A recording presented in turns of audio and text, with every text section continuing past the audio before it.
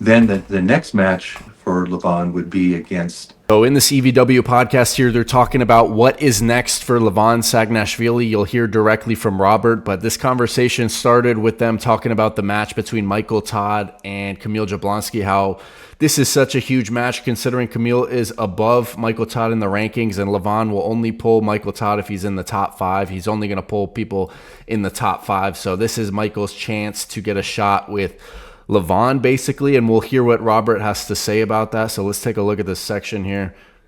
You Yeah, remember, he mostly maybe people, three when they do or four Michael times. second time, they do better. Most of the time, people do better versus Michael the second time because they have a Yes, little bit of yes, experience, yes, right? But I yes. think it's still so hard to do. 'Cause, Of like, course. and I know there's a lot of things on the line. Everyone's talking about like Mike Levan, right? Kamil beats him. Robert, does Kamil gets the shot?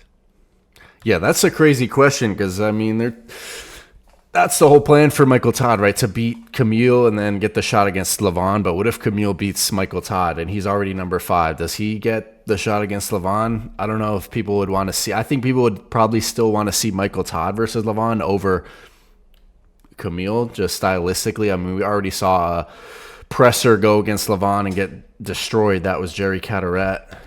It's possible. If Kamil beats Michael, See, Robert, just upon his initial reaction, tells me he's hesitant to set up Kamil versus Levan, which, understandable. I don't know if Kamil would be ready, if that's something he was interested in. I'm curious about that, but let's hear what Robert has to say about that. I mean, it would be. I would leave that really mostly up to Levan. If Okay, he's saying he would leave it up to Levan. he wanted to challenge that, but of course Vitali would have the next shot if it wasn't Michael. So, Okay, so I mean, if Kamil beats Michael Todd, Vitali would have the next shot, but if Michael beats Kamil, then Michael will have the next shot. So a little bit of favoritism, but then again, like I said, I think more people would want to see Michael Todd against Levan just stylistically, considering we haven't seen that matchup, and it's the question of the King's move if he can beat Levan. So I think that's understandable. the only reason that Michael's in the picture here is because Vitali doesn't have a visa for the U.S. now that the sanctions are tight, and he didn't get his visa for Colorado that was ready for him. So now he can't get Vitali didn't get his visa that was ready for him for last year's event in Colorado, in the U.S. in the foreseeable future, and now he can't come for the foreseeable future. That's unfortunate. It would be cool to have him come to an event in the U.S. for sure. I'm sure a lot of the American fans would want to see Vitali in person compete. So in June, that match is probably going to be only reserved for Michael. Now, then the next match for Levan would be against Vitali, and then he'd have to decide. Okay, depending on what happens. Yeah, but what if Devin beats Vitali?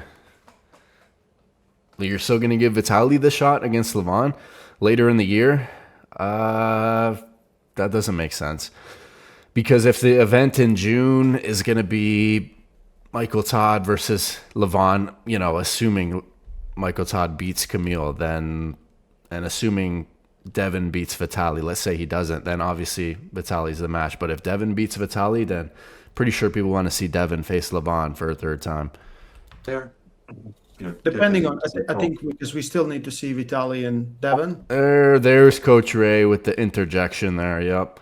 and then Yeah. Michael and Vitali. Sorry, Michael and Levan, and only then we kind of because Yeah. we don't know. We still don't know Yeah. what can happen there. Yeah. So really, one of the big reasons we're having this match with Camille and Michael is because Michael is ranked below Camille, and Levan doesn't want to pull anybody that's not in the top 5 at least. So Which is crazy as it is if we look at the rankings, because this would be Jerry Cataret has not pulled Michael Todd recently, and so just because Camille beat Jerry, I think people would think Michael Todd would probably beat Jerry just off of Jerry's recent performances. So, I mean, that's a debatable ranking. But then again, yeah, I mean, rankings are rankings. It is what it is. but let's take a look. Be a clear number 5, and a lot of people think Michael should be ranked number 5, but logically he can't be ranked number 5 until he beats Camille. Okay, a question for these. So is Camille gonna spoil Michael's chance? Seems like it's pretty clear that Michael is directly going to get a chance in June in Arkansas to have a match against Levan'S Sagnashvili if he wins. But can Camille spoil that in the rematch and actually win this time? Let me know what you think in the comments. And if you agree with Robert is setting up for potentially for Levan this year.